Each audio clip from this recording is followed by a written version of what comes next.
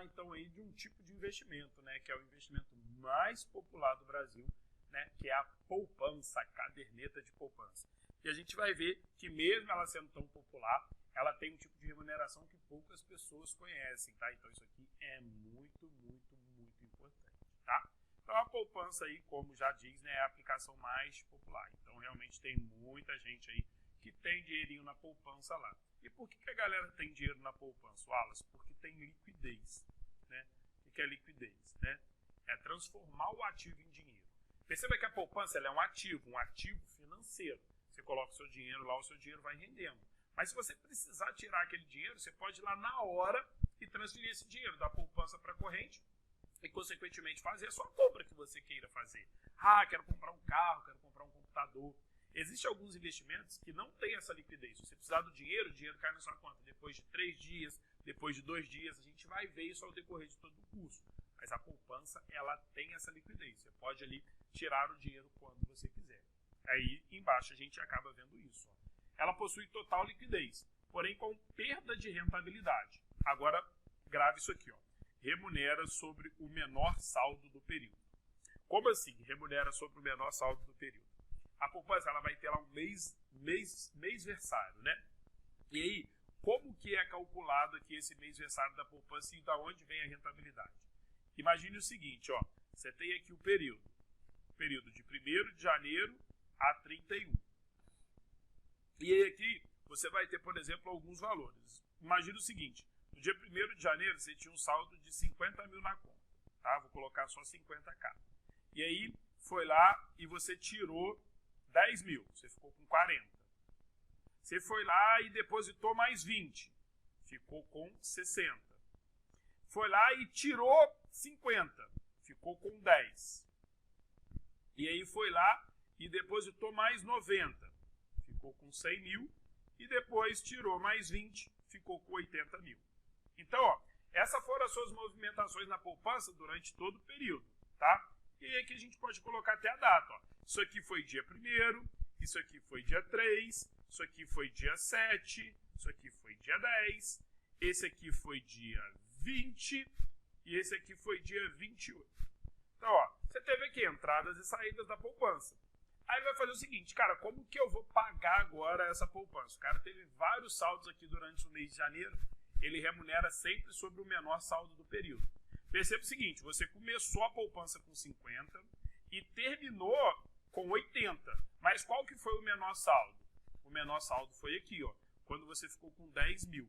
Então ela vai te remunerar sobre o quê? Sobre 10 mil, tá? Então isso é muito, muito, muito importante. Você pode ter tido no mês 3 trilhões, tá? Se teve algum momento do mês você ficou com R$1, ela vai remunerar sobre R$1. Então ela vai sempre remunerar sobre, ó, o menor saldo do período. Nesse caso aqui, o menor saldo foi quando você ficou com 10 mil reais, tá? Então isso é muito, muito importante só para vocês saberem aí como é feito. Então vai pegar todo o período. No período que tiver o menor saldo é sobre aquilo que vai ter a remuneração, tá? Vamos lá. Existem 2 formas de ter rentabilidade. A poupança tem rentabilidade de 2 maneiras. Por isso que o pessoal fala que a poupança antiga é mais vantajosa, tá? Então, ó, essa aqui, ó, é a poupança antiga, essa que a gente vai ver agora. E a gente vai ver que ela tem aqui uma peculiaridade, tá? Então vamos lá. Aplicações realizadas até 3 de maio de 2012, então a prova ela pode falar poupança antiga ou ela pode falar a aplicação foi feita no dia 5 de janeiro de 2011, foi antes de 3 de maio de 2012. Então todas as aplicações feitas até essa data, 3 de maio de 2012, é considerado uma poupança antiga, tá? Ela tem rentabilidade de 6% ao ano mais a TR. Então, o que seria essa remuneração de 6% ao ano, tá? Ela vai te pagar ali para pessoa física. Pessoa física é quem tem CPF, né? Eu tenho lá um CPF, abri uma conta poupança. Meu pai abriu para mim quando? Em 2010. Caramba, foi antes de 2012. Eu tenho dinheiro na poupança. Como que vai ser o rendimento dela? Vai render a TR, que é a taxa referencial, lembra lá? Mais 0,5%. Porque esse 0,5% aqui multiplicado por 12 daria os 6% ao ano, tá? Então, ó, como que a poupança rende para quem tem um dinheiro que foi aplicado antes de 3 de maio de 2012? 6% ao ano mais a TR. Para pessoa física vai dar TR mais 0,5 ao mês, tá? Esse 0,5 ao mês.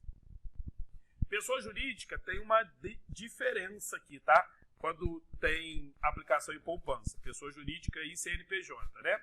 A rentabilidade dela é trimestral. Essa é a diferença. Antes do período, não é igual pessoa física, que recebe mensal.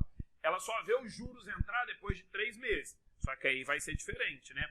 Ela vai ganhar 1,5, que vai ser 0,5 vezes 3, que já são 3 meses, mais a TR acumulada naquele período. Então, a poupança antiga, ela rende 6% ao ano mais a TR. Para a pessoa física, todo mês você vai ver a rentabilidade. Para a pessoa jurídica, você vê de 3 em 3 meses. Então, é assim que funciona a poupança antiga. Agora, a poupança nova, que é essa que a gente vai ver aqui embaixo agora, ela funciona diferente. Vamos colocar aqui, ó, poupança nova. Aqui embaixo aqui já tem uma linha para a gente já começar a ver de uma outra forma. Nova rentabilidade das aplicações realizada posterior a 3 de maio de 2012. Abriu uma poupança em 2013, 2014, em setembro de 2012, já é posterior. Essa regra de cima, então, já não vale mais. Ela vai ter uma outra regra para que tenha aqui a remuneração. E como que é a remuneração da poupança para quem fez aí depois de 3 de maio?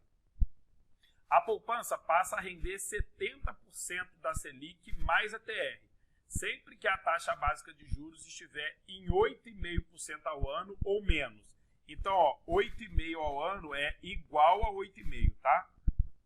Anote isso aí, ó. Igual a 8,5%. Wallace, eu não entendi nada aqui. Vamos lá, que eu vou te explicar, tá? Imagina o seguinte, ó. Imagine que a poupança, ela tá aqui, a poupança não, a Selic, desculpa, ela está em 7% ao ano. Tá? 7% não é menor do que 8,5%? Wallace, beleza, 7% é menor. Como que vai ser a rentabilidade, então, da poupança, tá? Ela vai render 70% dessa taxa, 70% de 7%. Quanto que é 70% disso aqui? Tá? Em uma conta rapidinha aqui, 70% daria 0,71421, deve dar aqui 5,9, se eu não me engano, tá? Então, ela passa a render aqui 5,9% ao ano, mas a TR, tá? Então, mas a TR. Então, a gente vai pegar a taxa Selic, toda vez que tiver abaixo de 8,5%, a gente vai ver quanto que está 70% daquela taxa, mais a TR. Esse vai ser o retorno da poupança, tá? Então, ela vai render lá ao ano 70% da Selic, mais a TR. Mas pode acontecer o seguinte, imagine que a taxa Selic está acima de 8,5%, ou seja, a taxa Selic está a 10%. 10% está acima de 8,5%? Está acima, então está acima de 8,5%. A poupança rende, aí não tem que fazer cálculo. Aí ela rende igual à antiga, 0,5 mais a TR, tá? E aí aqui, ó, ela vai ter o rendimento igualzinho à antiga. Então a única coisa que muda, né, da poupança nova é quando a Selic ela está igual ou abaixo de 8,5%. Por quê? Porque aí ela rende 70% dessa taxa no momento ali, mais a TR, tá? Então isso é muito, muito importante, que isso cai bastante na sua prova, tá? Até mesmo num conceito teórico aí para você identificar. Falar, um cliente fez um investimento na poupança em 2010, qual que é a rentabilidade dele? Aí vai falar assim, se a Selic estiver acima de 8,5%. Não tem nada a ver. Por quê? Porque a poupança antiga rende de uma maneira só, independentemente se a Selic está a 1 ou se está a 200, tá? Independentemente de como está a Selic na poupança antiga, ela rende sempre 6% ao ano mais a TR. Sempre, sempre, sempre. Agora, a poupança nova é que a gente precisa ver se a Selic está igual ou abaixo de 8,5% ou está acima. Porque aí vai mudar a rentabilidade da poupança aqui. Beleza? Então, isso aqui, ó, é muito, muito, muito, muito, muito, muito, muito importante mesmo, tá? Deixa eu só ver se eu fiz esse cálculo certo aqui, para que a gente depois não faça errado ali. 7 entre 30... Não, 7 entre 70%. 4,9 aqui, tá? Aqui, ó, essa taxa aqui é 4,9. Depois falei, pô, acho que eu errei ali. 4,9 que ela iria render, tá? Então, ó, isso aqui é muito importante. Quando a poupança for uma poupança nova, você vai ter que saber sempre, tá? Sempre, sempre, se está igual ou abaixo de 8,5, tá? Ou se está acima. Na poupança antiga, não faz sentido nenhum, vai estar sempre a mesma rentabilidade. Então, toma cuidado. A gente vai ter aí alguns simulados falando sobre isso, para que vocês não errem na hora da prova, tá? Uma outra informação importante. Pessoa física aqui é isenta de imposto de renda. Pessoa física isenta de imposto de renda. Como assim, Wallace, isenta de imposto de renda? Você colocou R$100, tirou 110. Esses R$10 de rendimento você paga imposto? Não. Por quê? Porque pessoa física é isento. E pessoa jurídica? Como assim pessoa jurídica? O Wallace colocou o investimento dele lá, só que ao invés dele colocar no CPF dele, o dinheiro está lá na conta da AWS, que é uma CNPJ, que é uma pessoa jurídica. Colocou 100. Na hora que foi tirar tem 110. Vai pagar imposto? Vai. 22,5%, tá? Então isso é muito importante. Pessoa jurídica paga IR na poupança. Qual que é o valor de IR que paga? 22,5%. E pessoa física? Pessoa física não paga, tá? É isento.